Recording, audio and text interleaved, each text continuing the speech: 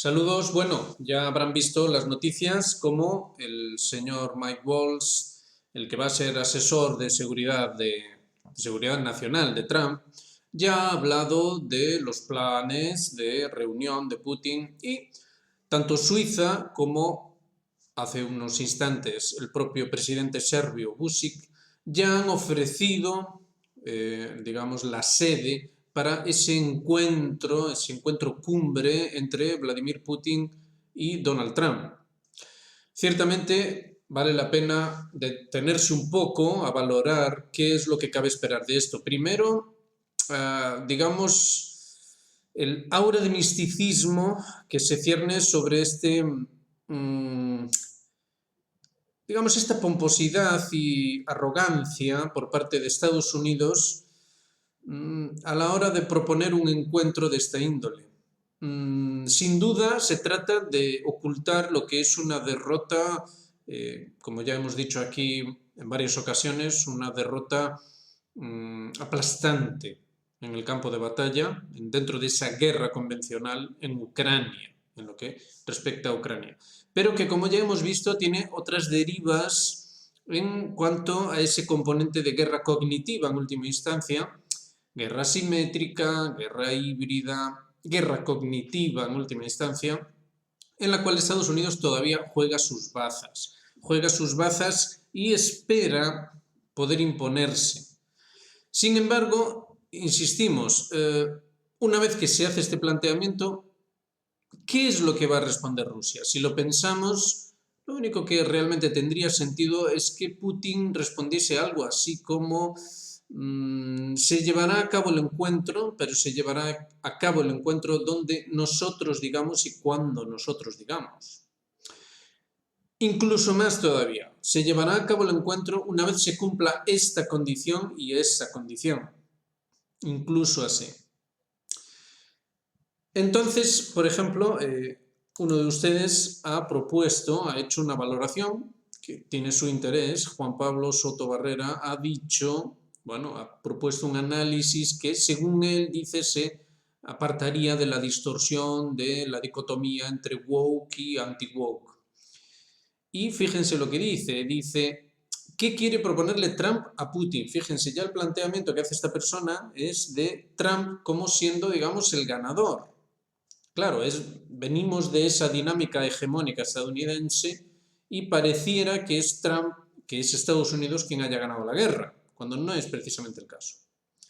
Una respuesta verosímil dice, es un pacto secreto de manos libres. La única oposición militar real son mutuamente Estados Unidos y Rusia. Aquí vemos otro viejo prejuicio, la idea de que Estados Unidos es la gran potencia militar y ahora ya se le concede a Rusia que el segundo puesto, algo así como el segundo puesto. Esto obvia la realidad sobre el terreno de Irán, que a pesar de que se pretende plantear como una potencia poco menos que incapaz, ha demostrado ser muy capaz, a diferentes niveles además, incluido el siempre difícil nivel estratégico. El planteamiento estratégico que hicieron en Oriente Medio se ha demostrado muy inteligente, muy eficaz. Actualmente Yemen sigue hostigando a la flota imperial estadounidense precisamente en base a aquella estrategia que se le suele asociarse con el malogrado general Soleimani, general que, por cierto, ordenó asesinar el propio Donald Trump.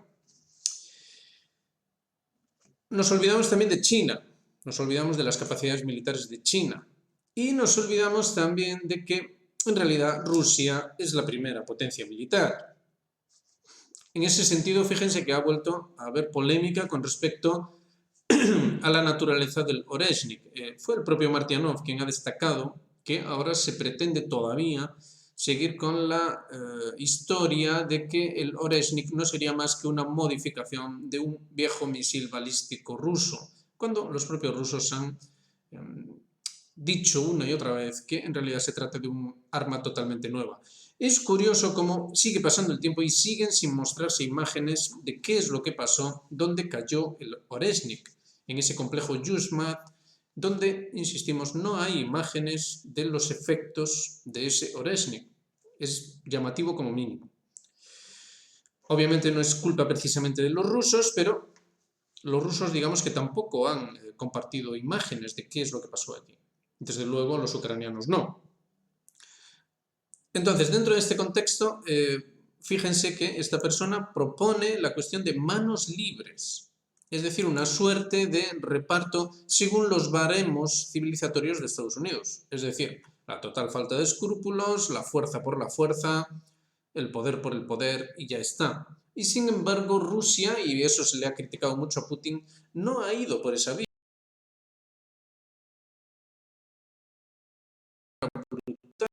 No tiene ese modus operandi.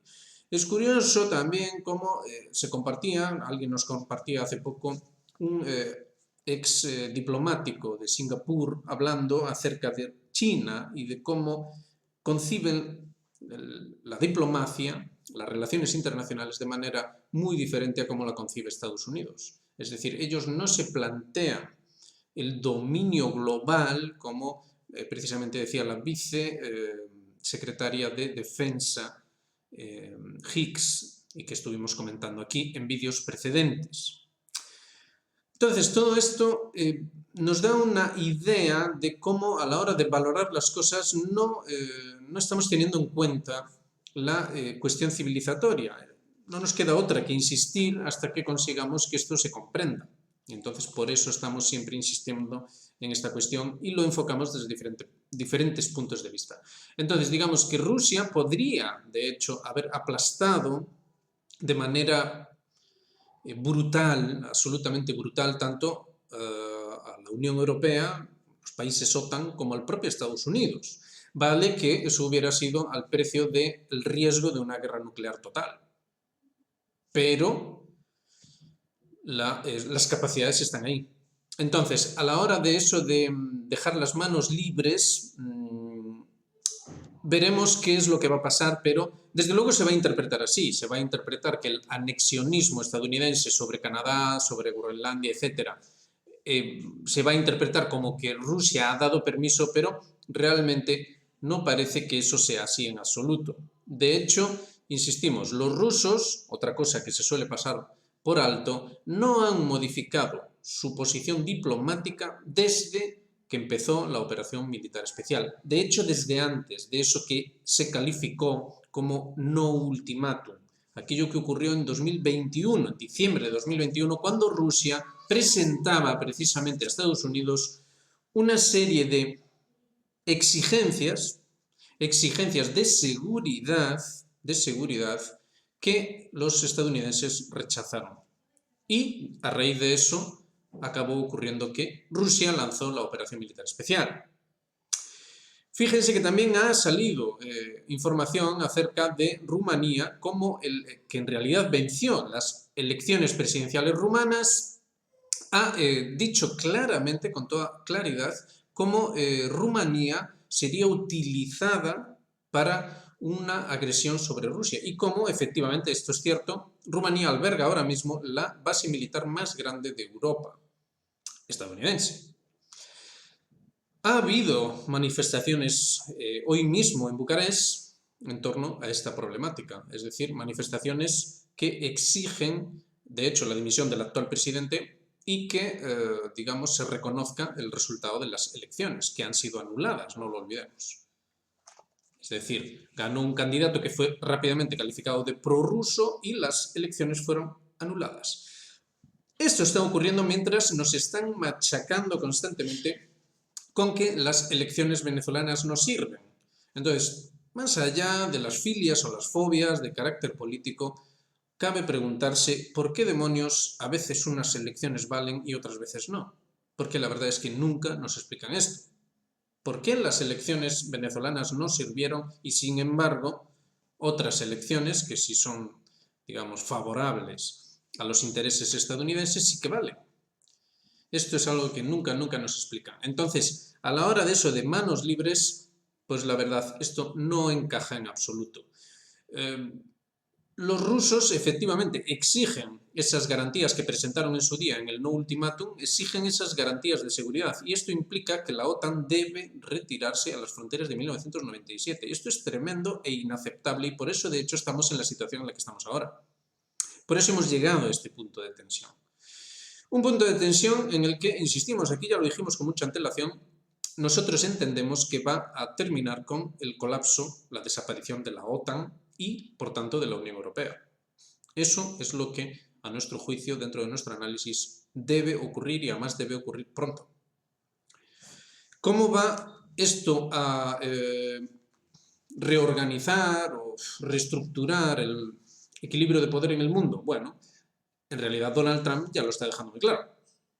Lo va a hacer precisamente en eso que esta persona interpreta como un manos libres. No es que sea un manos libres, no es que se vayan a dejar mutuamente las manos libres, no.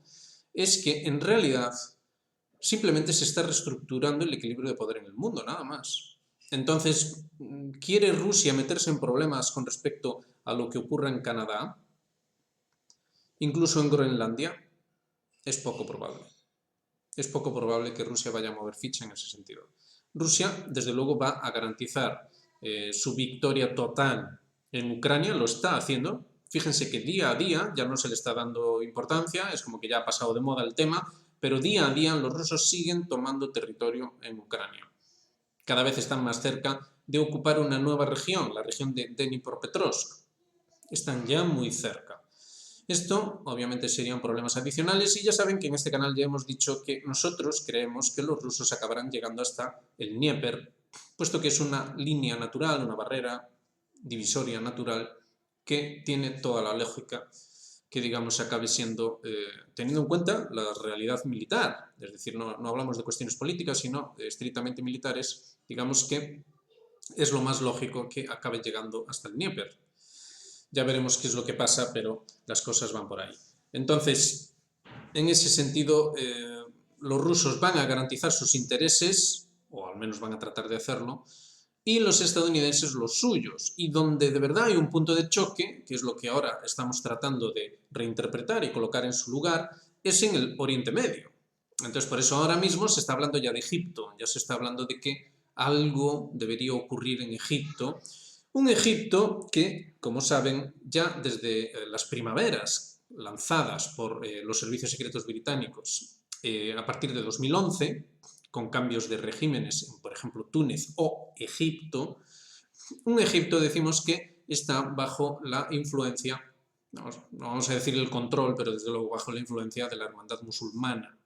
Esa misma hermandad musulmana que ahora mismo está buscando un arreglo con Israel, teniendo en cuenta la nueva situación después del colapso de Siria y haber posicionado allí a los suyos, ese corbatas, como le decimos aquí con un poco de sentido del humor, ese corbatas bien barbeado según la etiqueta occidental, que ahora, por cierto, ya la última es que ya por fin le han dado la mano a Baerbock, que eso es lo que parece que importa, ¿no? Parece que lo que importa en Europa es mantener la etiqueta y el resto, pues bueno, ya da más igual. Bueno, esta persona sigue diciendo que Trump ofrecerá a Putin manos libres en Ucrania, retirar la OTAN de Europa Oriental y Turquía, retirar la presión del Cáucaso y Asia Central y, por supuesto, temas menores como las sanciones o el capital ruso robado. Todo se puede secuenciar y es verificable. No lo creemos en absoluto, pero bueno, veremos qué ocurre. A cambio, Trump pedirá a Putin manos libres para anexar esto y lo otro e intervenir, someter civil o militarmente todos los países de América y de Europa Occidental. Sí, esto sí que suena muy, muy verosímil. Los rusos no parece que tengan demasiado interés en ese sentido. Así que veremos qué es lo que pasa. Ellos pueden jugar sus bazas sin necesidad de meterse en líos ni en América ni en Europa Occidental. Claro, esto va a ser interpretado como que Rusia abandona, lo mismo que pasó con Siria, abandona a Europa Occidental y a América. Pero las cosas son más complicadas y en realidad habría que buscar el auténtico culpable, que es Estados Unidos y su ansia de dominio global. Bueno, básicamente un pacto secreto para restaurar el marco de seguridad que reclama Putin en la conocida fórmula de dos grandes potencias militares. Es otra vez sobre lo mismo, insistir sobre lo mismo, este sería el caso bipolar, que si el caso tripolar, que si esto, que si lo otro. Aquí simplemente hacemos llamadas siempre a lo mismo, a la necesidad de un análisis de tipo civilizatorio en el cual sencillamente este tipo de lógica, que además redunda mucho en lo misterioso, lo secreto, lo oculto, etcétera, etcétera, pues no tendría sentido, puesto que el planteamiento civilizatorio que tienen tanto Rusia como China no va dentro de esa lógica. La lógica de ellos sería que sencillamente no se les pueda imponer a ellos nada sobre su terreno, sobre sus intereses, y ellos simplemente se desentienden de inmiscuirse en los intereses ajenos, sino que lo que buscan es la colaboración. En ese sentido sería China, en todo caso, la que se impondría, pero se impondría sobre una base, digamos, no de imposición en el sentido de dominio, sino de imposición en el sentido de sentido común, es decir, simplemente es lo más sensato, lo más razonable, con lo cual hagámoslo, ¿no? Es como si los rusos dijeran eso. Y en ese sentido, la nota histórica no está de más. Pensemos que en las relaciones entre la Unión Soviética y China hubo esas tiranteces y algunos analistas hablan de cómo hubo un proceso en China de reconciliarse con su propio pasado y cómo esto lleva a no entrar en conflicto, no solo con Rusia, sino con nadie realmente, puesto que digamos que el proyecto sería su proyecto histórico ancestral, un proyecto que se sostiene sobre sí mismo. Es decir, es Occidente, ese Occidente tan bien representado por Estados Unidos el que tiene como lógica interna la confrontación y la necesidad de dominar al otro, pero no la lógica interna china y tampoco la rusa. Los rusos parecen haberse entendido sobre esa base. Entonces, los acuerdos integrales entre Rusia y China responderían a esto. Y el acuerdo que se va a firmar ahora entre Irán y Rusia parece que también respondería a esto. Y eso conformaría un bloque, pero no un bloque del carácter al que estábamos acostumbrados según la lógica occidental, sino sobre una lógica nueva, diferente, no occidental, no a lo que estamos acostumbrados desde, vaya, al menos desde la paz de Westfalia, desde el siglo XVII, por poner una fecha.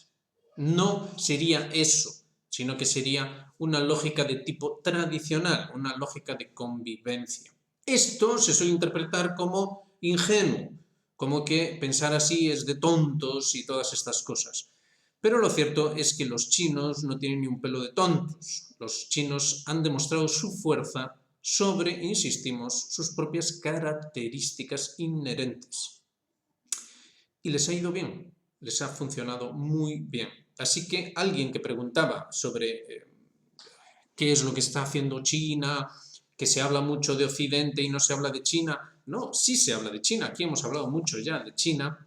Y China, insistimos, está siendo, digamos, está utilizando su dominio, vamos a llamarlo así, su dominio de ciertos aspectos típicamente occidentales, como la producción industrial, la fuerza económica además en economía real, es decir, una finanza basada en algo con fuerza real, vaya, con capacidades reales.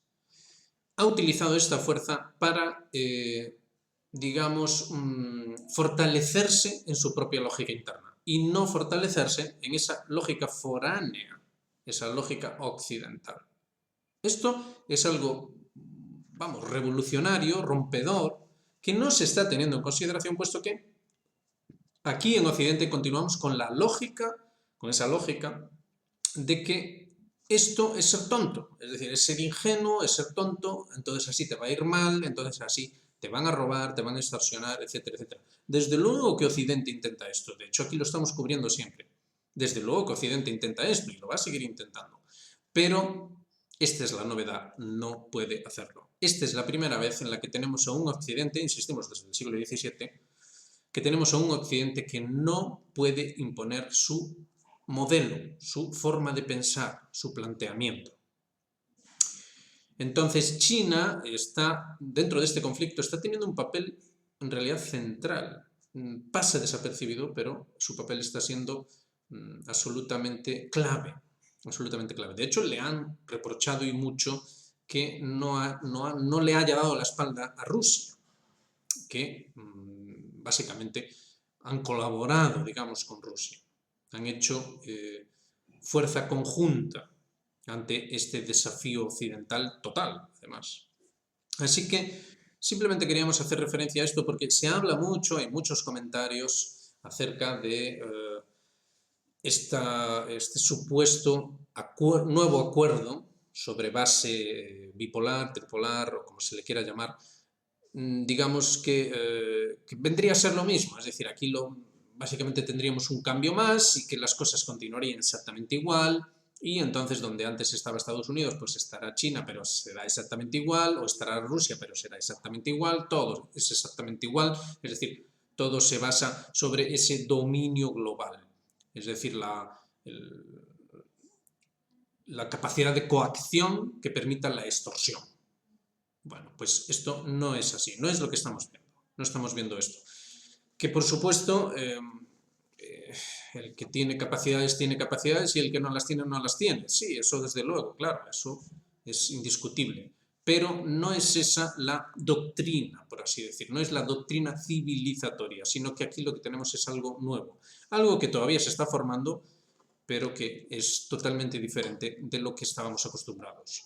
Así que dentro, lo que cabe preguntarse para Occidente, y con esto terminamos, la pregunta que de verdad el occidental debería estar haciéndose es: ¿queremos quedarnos dentro del ámbito de influencia de Estados Unidos, el cual obviamente va a continuar con esa misma lógica? ¿O queremos probar algo alternativo? Porque a Estados Unidos ya le conocemos, ya sabemos lo que hay. Esta es la gran pregunta. Muchos tienen tentaciones de quedarse con Estados Unidos porque recuerdan, y de hecho la cultura estadounidense se encarga de mantenerlo siempre ahí, recuerdan los años dorados, la grandeza, el sueño americano, todas estas cosas y bueno, sobre todo pues eso, el American Way of Life, es decir, ese tener mucho dinero, ser un buen consumidor, vaya, tener muchas capacidades para consumir y todas estas cosas. Pero no es eso lo que el propio Estados Unidos ha venido elaborando como futurible, sino todo lo contrario. Así que en ese sentido necesitamos tomar conciencia acerca de qué es lo que dentro de ese ámbito de influencia occidental se va a implementar.